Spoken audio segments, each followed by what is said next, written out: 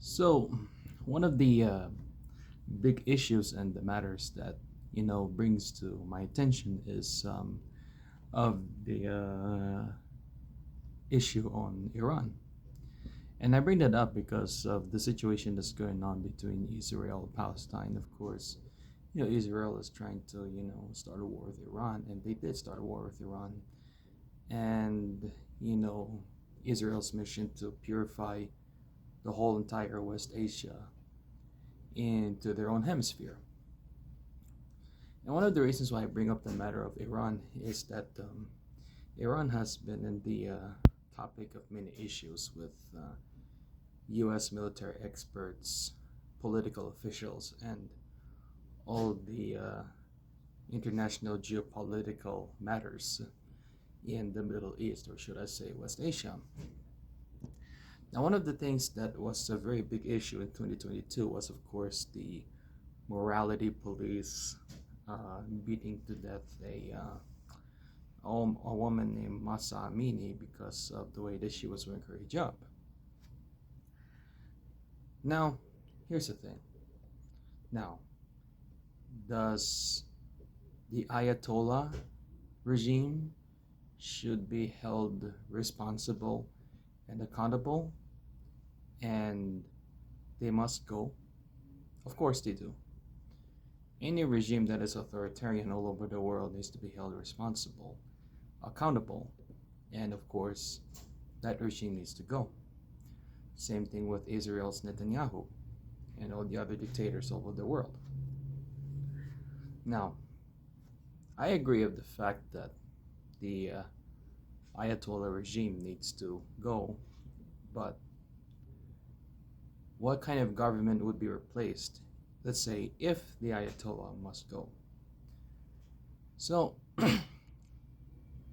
there had been an issue in Iran, like US imperialism, intervention in Iran. That is, of course, talking from people in the global south. And of course, the Iranian diaspora who live in the West have been pushing governments in Europe and North America to overthrow the regime in the name of free Iran. Now, there have been people that have called for a democratic establishment in Iran over the years. Of course, the democratic movement was crushed by a British and American backed coup d'etat in the early 1950s that overthrew the democratic elected leader, and of course reinstalling the monarchy in Iran, known as the Shah, through the Pahlavi family. And it's kind of funny because the people that are calling for a free Iran are actually coming from the diaspora who live in the United States and, of course, part of the West. And the poster boy who seems to be behind all this, free Iran, happens to be a monarch, an anti-democratic person who, benefited when Iran was a puppet regime of the United States.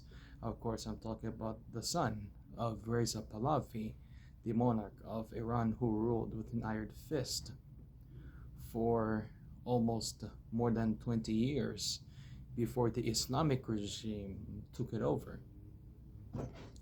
Now, there's a lot of doubles, you have to see, there's a lot of double standards here because, they want to call for free Iran, they want to call for a democratic Iran, and yet the poster boy is an anti-democratic monarch. You see the point? So, now,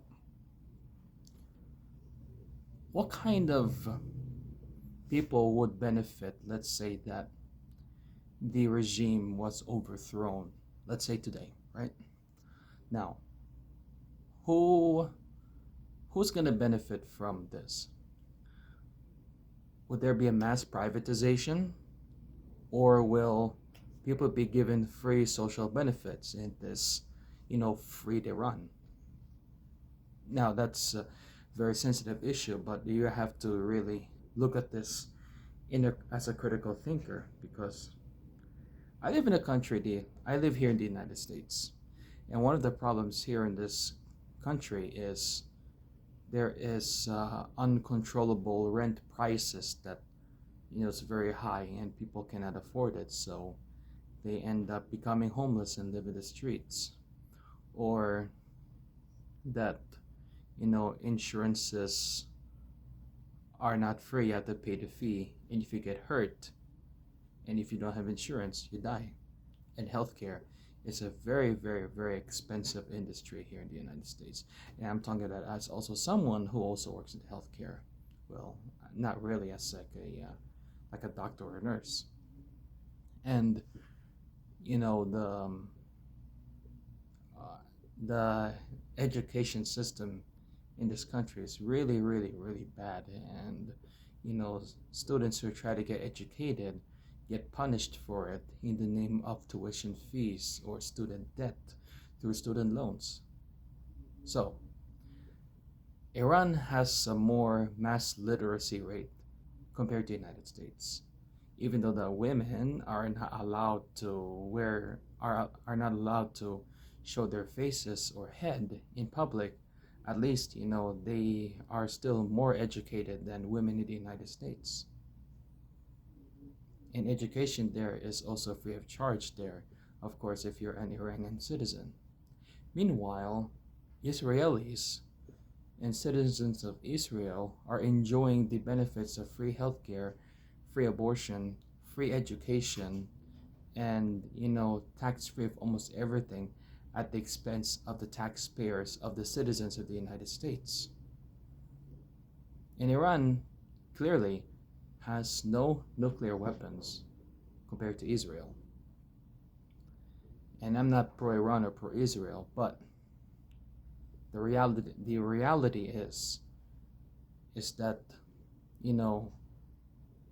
the conflict today in West Asia or Middle East, they say it, is this has been a conflict not between Jews and Muslims.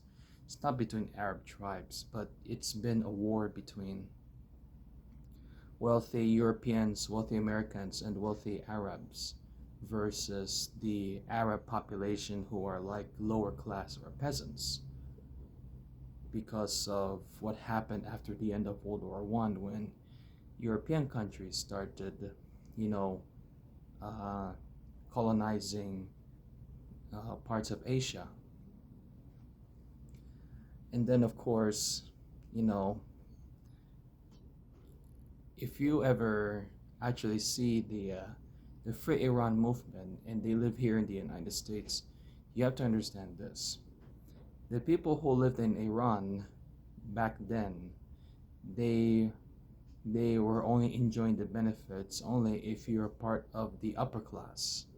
And of course, that the women who were showing their faces and they were dressed so liberally were actually part of the upper class, while women who still had to cover their faces and had traditional Arabic dresses were part of the lower class. And of course, the majority of the population of Iranians who live here in the United States are actually part of the population when they enjoyed all the benefits when Iran was under the regime of the monarchy or the Shah, and under the benefits of the U.S.-backed puppet regime. And there's also a reason why, even though that the population does not like Ayatollah, they do not want a U.S.-backed regime or a U.S. interference in this country again because of what happened. So, if here's my take, it's like if the Ayatollah regime's overthrown, good, but who's going to be the next regime in charge is what's the good concern. And you have to understand this. This only should be the people of the Republic of Iran to help decide who will be the next governing regime in the country after if the Islamic regime gets overthrown. We have to understand this, that even though that, you know, Iranians don't enjoy that much freedom socially as compared to here in the West. Here in the West, a lot of citizens don't have a lot of economic freedom because of financial insecurity. Over there in the East, even no matter what kind of regime you are, autocrat or a democrat, they're enjoying all the benefits of social and economic freedom because of the type of literacy rate and the type of healthcare and house renting prices that they have over there contrast to the West.